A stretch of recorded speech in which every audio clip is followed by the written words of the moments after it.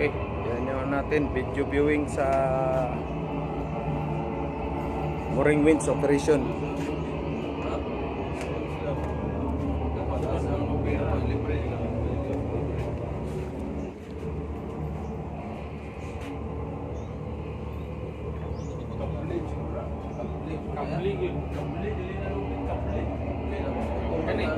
Kailangan clear kayo dyan kasi may kable yan, towing ano.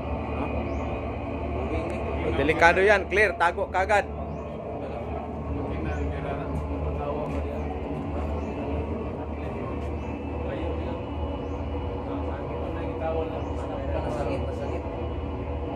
Pitik yan.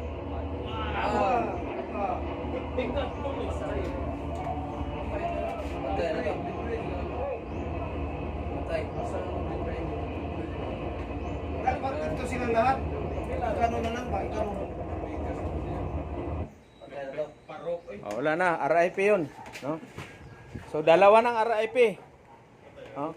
Bakit kailangan natin mag safety video? So siyempre para sa safety ninyo pag on board sa barko, hindi kayo papatay-patay doon, no? Iba pa, dalawa pa lang napatay. Dagdagan mo pa. Kaya sa Peter, kayo sa barko, wag kayo talagang presence of mind always, no?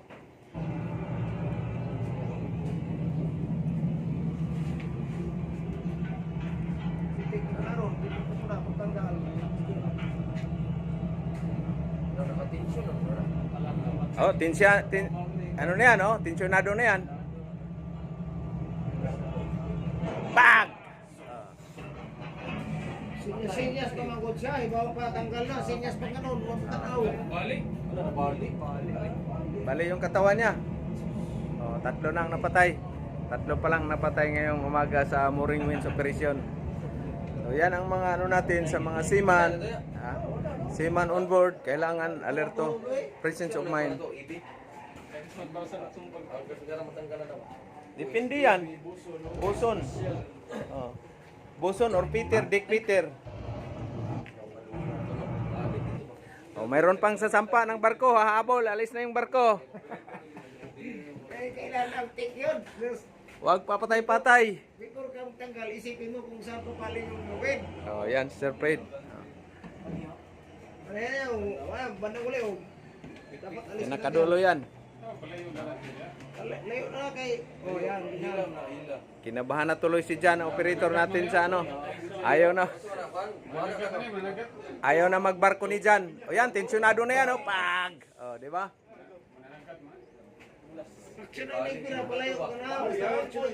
Dalawang crew ang nadali niyan. So, tensionado na yan, Yan, Nawakan. Dalawa sila. Ha?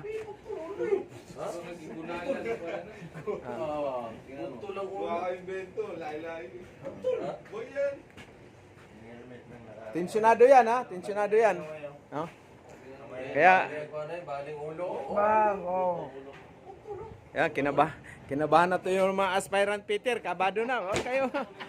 Kayo niyan, maniwala kayo dyan. Ilan na napatay dyan? Apat o 5 na? 6 dalawa yung... Huwag mong bawasan kasi yan. Operator natin Walang kaba-kaba kasi 60 na yung palitan ng dollar ngayon Tisan mo yung lubig, palayog ka na. Sampa.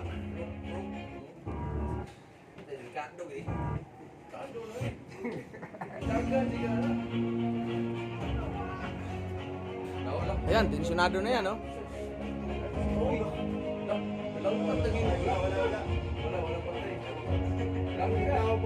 Mga tao yan.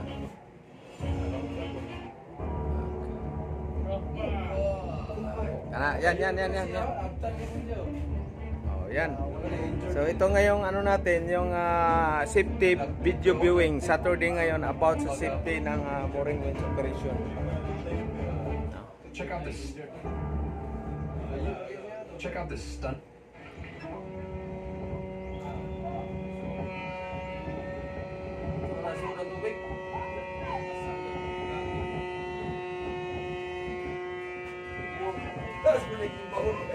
Taas kayo.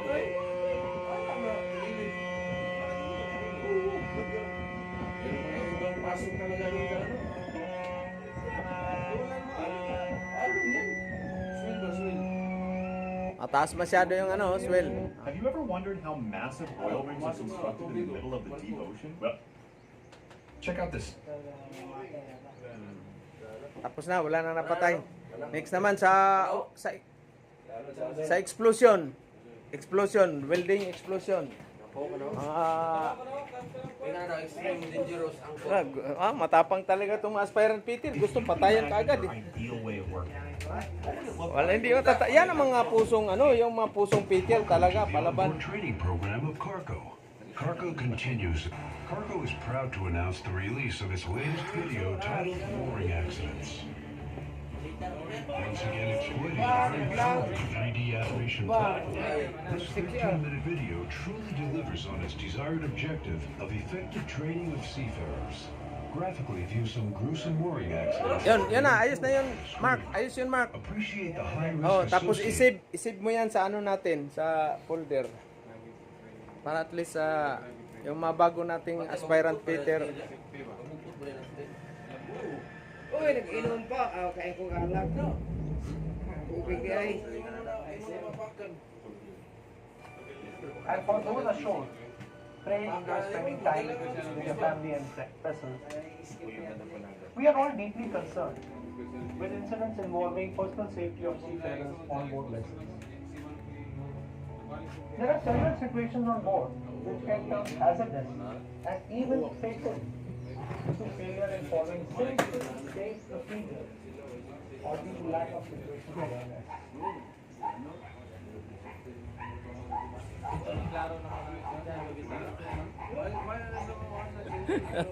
King ko yan dyan Late machine. A recent incident leading to fatality on board a vessel due to poisoning disturbed us emotionally. I've personally experienced similar incident on board a vessel almost 4 decades ago and heard of similar near misses and incidents intermittently over the years.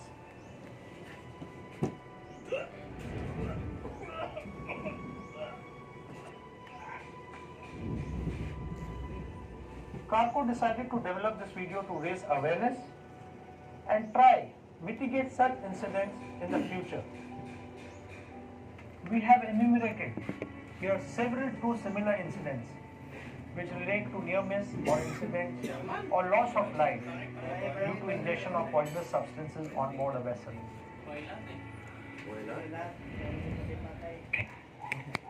Welcome to the The main onboard sundo.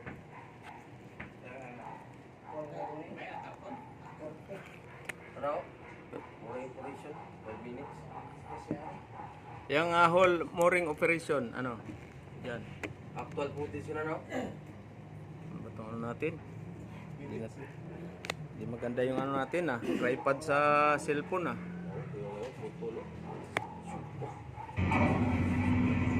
Napok so basic mo na. Holy shit!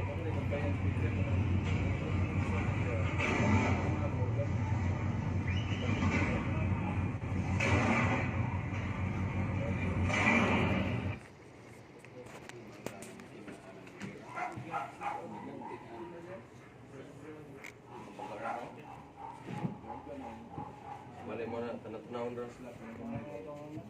Pagkakuan lagi. Wala, uya ba na? Palit na ka na o.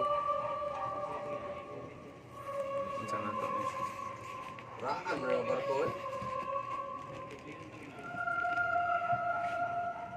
Uy, sus! Ay, wala mo daw. Unexpected. Naroon sa likod eh. Patay yan o. Patay? Ha? Okay, tapos na. So, ilan yung nakuan? Ilan yung nadali doon sa mooring winch operation Ilan? Wala na, hindi pa ako. Cameraman. Isa na ba yung cameraman natin? Wala na. Oh, dahil di man ang pita, sir. Oh, dito. Focus lang, focus. Hawakan mo. Well, I was new to the January, so we're just trying to see how they work. Most crews do things the wrong way, but I remember thinking at the time that they were all very relaxed about the operation. While we waited to let go, I noticed that the roll pedestal was a bit loose. Poor maintenance occurs in two ways. Either the actions of the person completing the maintenance have not been thorough, or the maintenance has not. Pause na mga, pause. Pagpuna natin, ano? Kaya ano natin? Okay. Chill lang. Sino man? Off lang muna sa clip. Okay. Okay, so... Pinawisan ako ng maraming singot sa 5 namatay. Whew. So, accident sa mooring winds. Dahil sa number 1 dyan, yung lack of concentration, lack of presence of mind, and then over fatigue. Tapos, ano pa? Lack of training. So yan ang isa sa ano yan, na pwede kayong mangyari dahil wala kayong kaalam-alam kung ano ang safety dyan sa mga mooring winds operation. Lalo na sa atin mga Peter, hindi tayo nautical graduate. No? Kasi ang mga nautical, alam nila yan yung mga salubid. No? Tayo Peter, sampa lang tayo sa barko. Tapos ikaw pa yung windsman kaagad. Dan nyo yung windsman, nandito yung lubid, siya no, ang drum, papunta doon siya nakaharap kasi ano man. Pero ang tama doon, nakatingin siya dapat dito sa lubid. Kasi nakikita niya, doon siya sumabit sa may ano, yung ano nito, yung tawag nito. Ha? Dito, mayroon niyang ano man yan, mayroong bar dyan. Mga malaki yan, mga 1 inch siguro yan, o 1 and 1 half na ano yan. Dito sumabit yung eye. Yung pinakadulo ng lubid, may eye man yan. Kasi isasabit man yan dito sa bollard, yung ano na yan. Ito, capstan pala to. Sumabit siya kasi hindi man tinitingnan. No? Dito yung lubid. Dito nakaharap siya doon sa ano. Dapat, titingnan nyo talaga yung ano na yan. Ngayon, halimbawa, malayo, may obstruction na ano na yan. Hindi mo makita anong gagawin. Kailangan may isa kayong communication doon. Yung duty officer o yung EB, o pakitingin mo muna yan dyan kasi hindi ko makita. May radyo mo kayo niyan. Kayo windsman, Peter, at saka yung EB, at saka yung second mate or third mate, may radyo yan. Tingnan mo muna, partner, tingnan mo yung ano dyan, lubid natin. O pag sabi ni EB, o hibing apit, hipapit, ibig sabihin, bira. Diba? So ikaw naman, bira mo, dahan-dahan. Yun kasi, ano na yun, paalis na ang barko, disatraka na yun, kaya na-let go na yung lubid. So withdraw na yun. Kaya mabilis yung ano ni Peter. Siyempre, ang iniisip ni Peter noon, or sino yung operate, AB ba? Mayroon naman sa kabila na isi-secure na lubid. Kaya pabilisan yan. Pero ikaw naman na naghila ng lubid, kailangan mong tingnan mo yung sitwasyon, no? Kasi kayo talagang Peter, hindi mo sabihin na ay hindi ayaw ko diyan. Welder man ako, Peter man ako. Hindi ko kasama sa trabaho, kasama kayo niyan. Kasi sa barko, sa barko, sa pupa, o ito yung forward, no?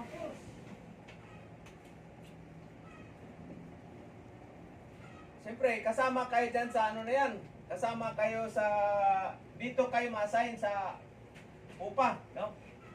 Ano ba yung spelling niya? Ano, bakit may pupa or up, no? Or forward? Proa. Huh?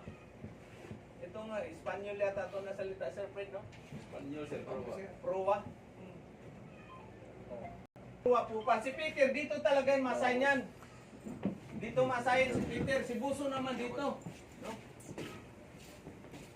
Kung sino yung duty officer, halimbawa, 8 to 5. So, ang duty officer sa bridge niyan is si third mate. No, si third mate. Kasi ito, ano man yan, ito 12 man si, si third mate. Second mate, 12 to 4. Tapos si chief mate naman, 4 to 8. So, ang kasama mo ngayon dito sa, sa pupa is si Kanmet, no? Peter, EB. Kung halimbawa, dalawang EB, dito naman, si Chipmate, si Boson, si AB, at saka isang OS, no? Or minsan mayroon pang si Kaditi kasi sa bridge yan minsan. So ito lang kayo ditong tao, ha? No, minsan si OS dito, dalawang EB doon sa proa. No? So ngayon, siyempre ikaw yung windsman dito sa pupa. Ikaw naman dito yung na yan, si Boson. Pag may dictator o dictator ka, ikaw pa rin dito. Kung walang dictator, isang Peter lang, engine lang, ikaw pa rin sama dyan. Kahit anong oras yan, basta pag dumikit yung barko, automatic. 1 hour before, tawag na yan. Pit, standby. Bakit maaga? Kasi magpiprepare pa kayo ng mga lubid. Ilili-out pa yan. No?